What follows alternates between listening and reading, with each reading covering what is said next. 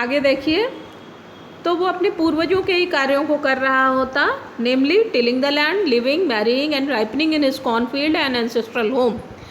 नेमली नाम के लिए खेतों को जोतता, टिलिंग द लैंड, लिविंग जीवित रहता मतलब जिंदा रहता खा पी करके, मैरिंग शादी करता, and ripening in his cornfield and ancestral home, और अपने कॉर्नफील्ड कॉर्न के खेतों में और अपने पूर्वजों के घर में एंसेस्ट्रल होम्स में वो राइपन होता रहता है, राइप होता रहता है। राइप होने का मतलब होता है पकता रहता। अब पकने का मतलब ये है कि उसकी एज बढ़ती रहती, ठीक है। तो वो एजड होता जाता अपने खेतों में और अपने पूर्वजों के घर में। But that was not to be, लेकिन ये होना नहीं था।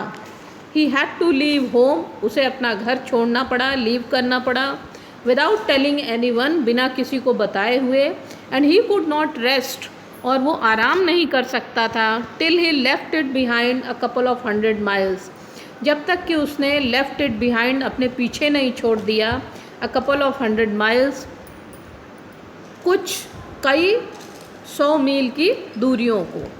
तो अब कपल ऑफ का मतलब 1 2 4 ऐसे करके डबल डबल करके, तो वो कई 100 माइल्स जब तक उसने छोड़ नहीं दिया तब तक वो रुका नहीं। To a villager it is a great deal, एक गांव वाले के लिए ये बहुत बड़ी बात थी। As if an ocean flowed between, जैसे कि उसके गांव से और जहां वो चला गया है उसके बीच में एक पूरा महासागर बह गया हो, इतनी दूर वो आ गया था। तो यानी ये जो एस्ट्रोलॉजर है, जोशी है, इसने अपना घर छोड़ दिया था, वो भी बिना किसी को बताए हुए। अगर अपने घर में रह रहा होता तो वही पुराने कार्यों को कर रहा होता जो इसके पिता और उसके पूर्वज और करते रहते, फोर फादर्स, वो सब ग्रेट ग्रैंडफादर, ये सब लोग करते रहते।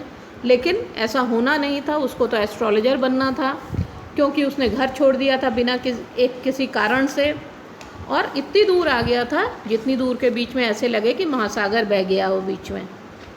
Now come to the third paragraph. He had a working analysis of mankind's troubles, marriage, money, and the tangles of human ties.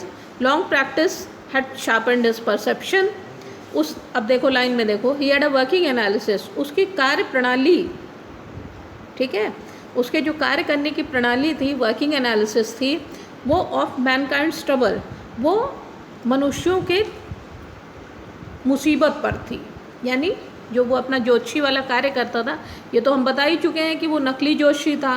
तो नकली ज्योतिषी जो है उसके कार्य करने का एक तरीका था, उसकी एक वर्किंग एनालिसिस थी, और वो थी कि लोग मुसीबत के ही समय उसके पास आएंगे। तो यानी लोगों की मुसीबत, अब वो क्या थी मुसीबत, कौन कौन सी? Marriage, money and the tangles of human ties, और वो शादी, पैसा, या मनुष्यों के जो रिलेशंस होते हैं, ह्यूमन टाइज जो होते हैं, उनका जो टैंगल होता है, टैंगल मतलब जो उनका ताना बाना, जो उनकी उलझन होती है, उसको, उस पे ये काम करता था। भाई जोशी है, जोशी के बाद लोग जो है कब जाएंगे? जब उनको कोई मुसीबत पड़ेगी तभी तो जाएंगे। और वो मुसीबतें कौन कौन सी होती हैं? या तो शादी में मुसीबत, या पैसे की कोई मुसीबत, और या फिर ह्यूमन रिलेशन की कोई मुसीबत, तभी। Long practice had sharpened his perception, लगातार प्रैक्टिस करने से, लंबी प्रैक्टिस करने से उसका परसेप्शन यानी जो उसका समझ थी इस जोशी वाली, ये शार्पन हो गई थी, ये बहुत तेज हो गई थी। क्यों तेज हो गई थी? क्योंकि अब वो बहुत कुछ उसके पास एक्सपीरियंस हो गया था। विद इन 5 मिनट्स, सिर्फ 5 मिनट के अंदर, he understood what was wrong, वो समझ जाता था कि अगले आदमी के साथ क्या गलत हो गया है। ही चार्ज्ड 3 पाइस पर क्वेश्चन, वो हर क्वेश्चन पे तीन पाई लेता था। Never opened his mouth till the other had spoken for at least 10 minutes, और अपना मुंह नहीं खोलता था till the other had spoken, जब तक कि अगले ने बोल ना दिया हो, फॉर एटलीस्ट, कम से कम 10 मिनट तक। तो वो जो है 3 पैसा हर एक क्वेश्चन का लेता था, और अपना मुंह तब तक नहीं खोलता था जब तक कि अगला आदमी 10 मिनट तक बोल ना ले। तो इससे होता ये था कि अगला आदमी जो है वो भाई हर बार क्वेश्चन पे 3 पैसा तो देगा नहीं, तो एक या दो बार बेवकूफ़ बनाएगा, तीसरी बार वो मुद्दे पे आ ही जाएगा, है ना।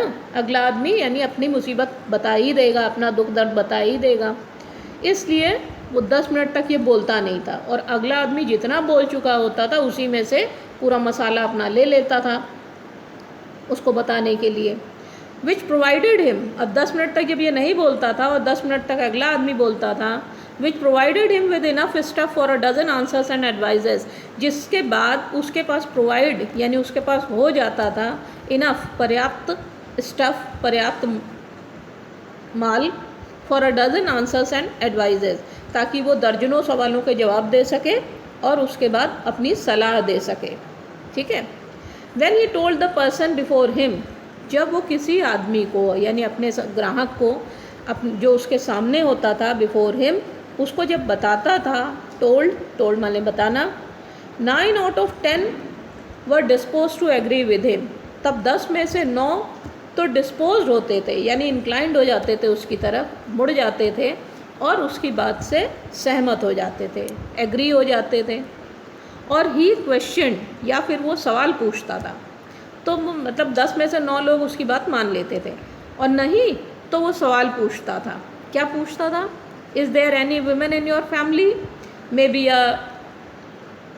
Even a distant relative who is not well dispose towards you.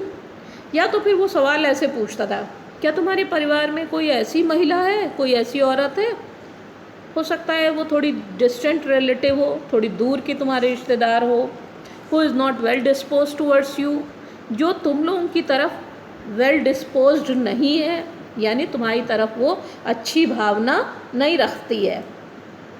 या और he gave an analysis of character, या फिर वो चरित्र का एनालिसिस देने लगता था, यानी अगले आदमी जो ग्राहक है उसका चरित्र बताने लगता था।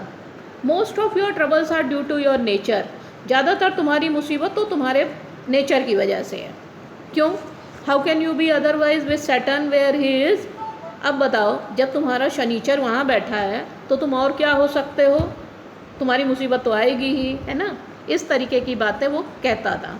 तो जब शनि वहाँ बैठा है तो दूसरी और क्या बात हो सकती है, अदरवाइज और कुछ हो ही नहीं सकता। You have an impetus nature and a rough exterior, तुम्हारा इम्पेटस नेचर है। इम्पेटस नेचर मतलब तुम थोड़े चंचल हो, नरम स्वभाव के हो, एंड अ रफ एक्सटीरियर, लेकिन तुम्हारा बाहरी जो लोगों को दिखता है वो रफ है, वो यानी तुम कड़े दिल वाले दिखते हो, कड़े हो बाहर से यानी तुम रफ टाइप के दिखते हो, लेकिन अंदर से तुम ऐसे नहीं हो, तुम अंदर से बड़े अच्छे हो। ये लोगों को जब बताता था, this endeared him to their hearts immediately, इस बात को सुन करके अगले आदमियों के जो हार्ट्स हुआ करते थे, दिल हृदय थे, वो एंडियर्ड हो जाते थे, यानी मन ही मन बड़ा डियर हो जाते थे, बड़े खुश हो जाते थे इमीडिएटली, तुरंत ही। For even the mildest of us loves to think that he has a forbidding exterior, क्योंकि हम में से माइल्डेस्ट ऑफ अस, हम में से चाहे कोई कितने भी नरम दिल का हो, लेकिन हम लोगों को ये बात हम लोग इसको पसंद करते हैं, लाइक करते हैं, ये सोचना कि हम बाहर से कुछ और है और अंदर से कुछ और है। हमारा एक्सटीरियर जो है वो फॉरबिडिंग है, छुपाने वाला एक्सटीरियर है।